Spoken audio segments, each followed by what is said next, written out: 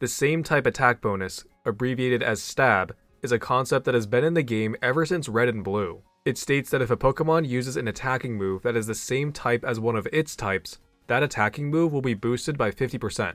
These will generally be the best attacking moves for Pokemon to use, as moves that are not the same as one of the user's types will not receive this same bonus, and dual-type Pokemon receive this bonus with 2 types. However, some Pokemon don't tend to use stab at all, either because they don't have great stab options, or they do have stab options but would rather use something else.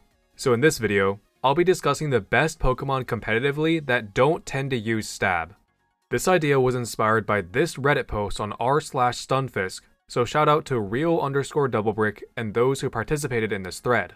For dual-type Pokemon, if they only use stab on one of their types, I will be discussing the lack of stab use for their other type. If a Pokemon commonly uses a status move that is the same as one of its types, this will not count as stab, since status moves do not interact with the stab modifier at all. I will not be considering moves that gain stab due to terrestrialization, but I will still mention in each entry if a Pokemon tends to do this to get around their lack of stab options. I will be excluding Pokemon that are overly focused on support, as they tend to barely use any attacking moves in the first place, so I don't think that they would make for very interesting entries.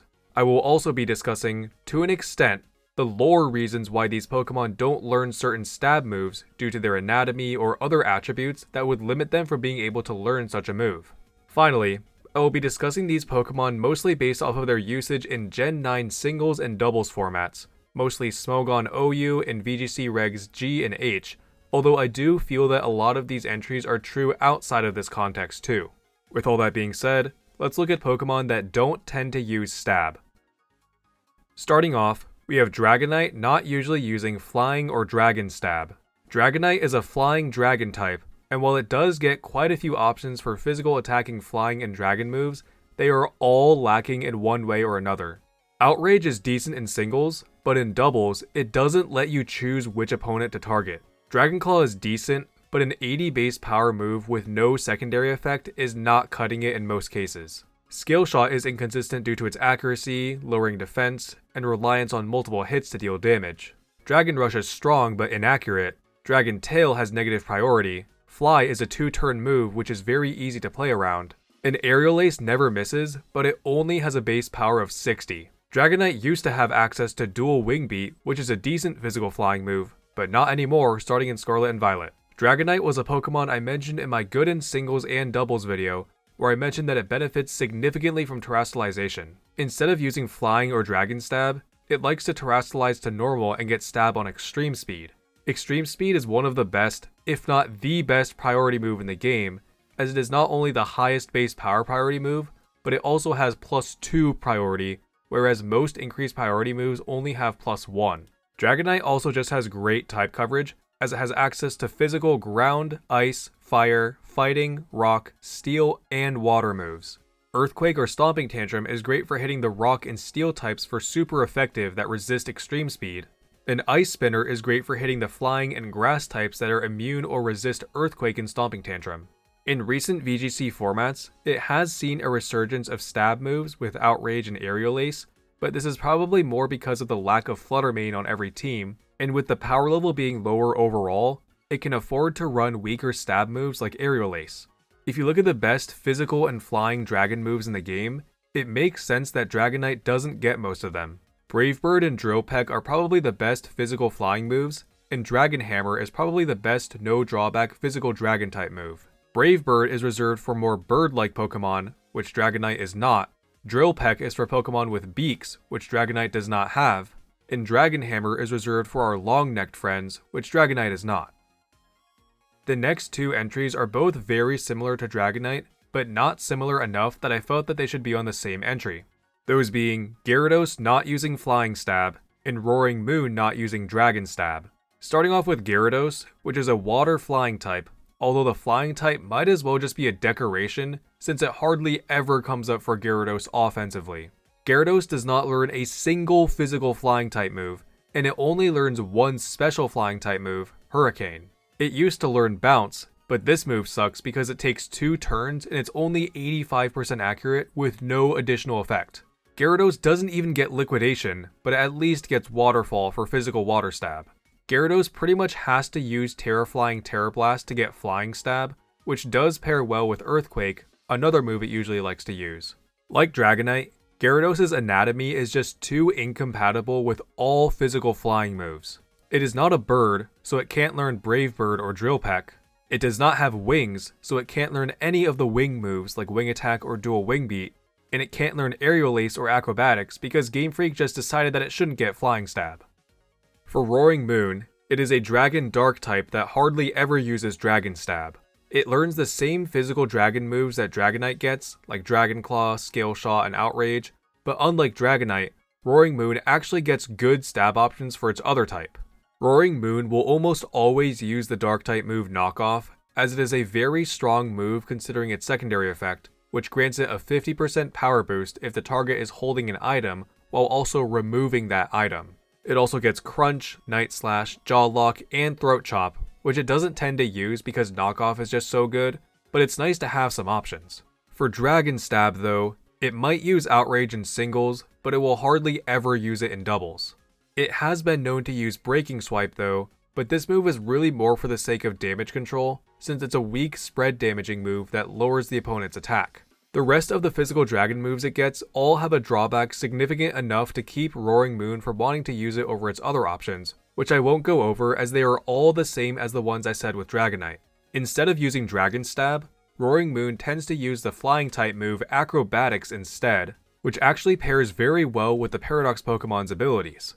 Past Paradox Pokemon all have the ability Photosynthesis, which boosts their highest stat when exposed to harsh sunlight or when holding a booster energy held item. The booster energy will then be consumed, meaning that Roaring Moon no longer has an item, and Acrobatics just so happens to double in base power if the user isn't holding an item. With a move like Dragon Dance to set up, U-Turn for pivoting, and Iron Head or Earthquake for coverage, Roaring Moon typically does not use Dragon Stab. Next, we have Blissey and Chansey not using Normal Stab. Since these two Pokemon are part of the same evolutionary line and have pretty much the same game plan in the competitive scene, I'm counting them both for this entry.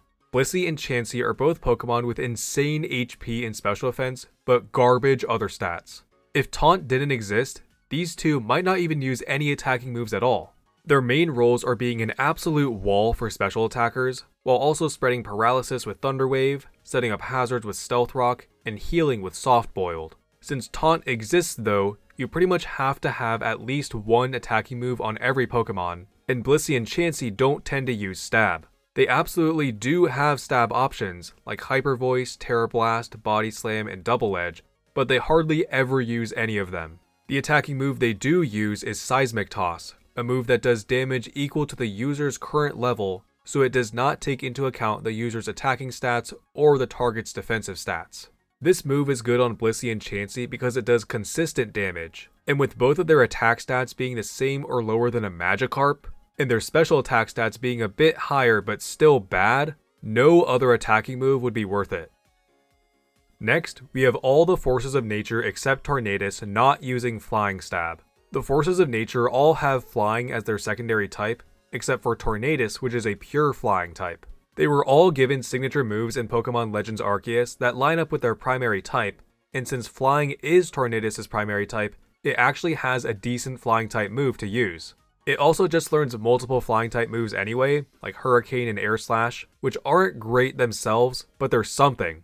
The other forces of nature, on the other hand, do not learn any special attacking flying type moves at all. Thundurus and Landorus at least get some physical attacking flying moves, with Thundurus getting Acrobatics and both of them getting Fly, but again, two-turn moves are very exploitable and not worth it if they are not offering something special like a stat boost, and Thundurus is generally more of a special attacker anyway.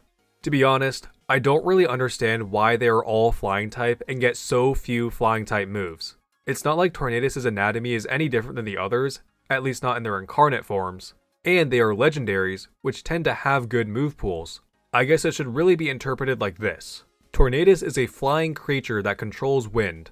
Thundurus is a creature that controls lightning that happens to be floating in the air. Landorus is a creature that controls earth that happens to be floating in the air. And Enamorus is a creature that controls love and hate, which also happens to be floating in the air. For Tornadus, flying around in the air is its main deal, but the others have different properties that make them distinct, and flying is just a secondary property to them. At least, that's my interpretation. For the next entry, I'm going to talk about the most notable non-fighting type users of the move Body Press that also don't tend to use any other attacking moves. Those being Orthworm, Bronzong, Skarmory, and Corviknight. Body Press is a unique attacking move in that it uses the user's defense stat in the damage calculation instead of its attack stat.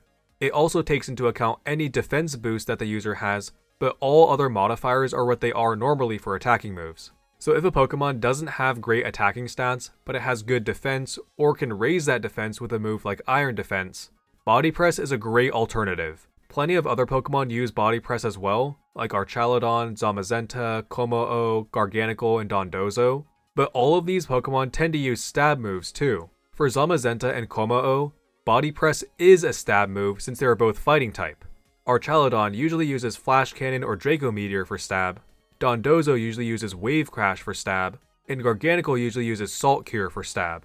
Orthworm, Bronzong, Skarmory, and Corviknight typically do not use stab for at least one of their types, as they all have high defense and will typically invest in it anyway, so Body Press is a great option for them. For Orthworm, it gets Iron Head and Heavy Slam, but typically doesn't use either of them. For Bronzong, it actually uses Gyro Ball reasonably regularly for Steel Stab, but it hardly ever uses its Psychic Stab. For Skarmory, it actually uses Brave Bird reasonably regularly for Flying Stab, but it hardly ever uses Iron Head for Steel Stab.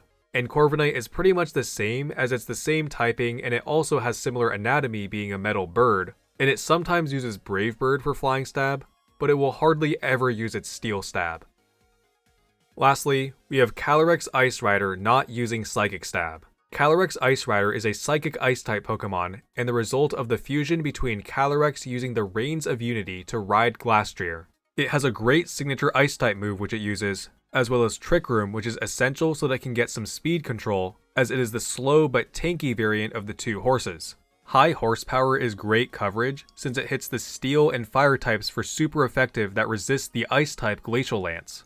In doubles, it typically uses Protect, since protecting is just so valuable, and in the Uber tier of singles, it typically uses either Swords Dance for setup or Close Combat for more coverage. Either way, it does not use Psychic Stab. Calyrex Ice Rider only gets one physical Psychic type move anyway, which is Zen Headbutt, a move that is inconsistent due to its 90% accuracy. 80 base power with the secondary effect of being able to flinch is good, but it's really the accuracy that's holding it back. Psychic is also just not a great offensive type, especially in Gen 9 VGC, with dark types like Incineroar, Kingambit, and the Treasures of Ruin all over the place. The best and really only good physical Psychic type move in the game is Psychic Fangs, a move that is described as the user biting the target with psychic capabilities. With Glastrier being based on a horse, and Calyrex being based on some kind of rabbit, biting isn't really a strong characteristic to their anatomy. Biting moves are generally given to Pokemon based off of cats, dogs, bears, aquatic creatures like sharks, and various reptiles, animals that are known to have strong biting capabilities. And those are the best Pokemon competitively that generally don't use Stab. Let me know in the comments if you disagree with any of the entries I included, or feel that I missed any. Other than that, I really appreciate if you watched all the way to the end. If you want to support me and my channel, the best way to do so is just by leaving a nice comment. You can also click the join button and become a member, and I made the cost as low as possible at 99 cents. Members get a badge next to their name, early video access, and shoutouts, but other than that, I currently do not have any other perks for members. Keep in mind that these videos will be releasing on my normal schedule for non-members, so don't feel obligated at all to join unless you really want to support me and you are financially capable of doing so. Likes are also one of the ways in which YouTube determines if a video should be passed around to more people, so if you feel that this video deserves it, I would appreciate it. Anyway, hope you enjoyed the video. Thanks for watching.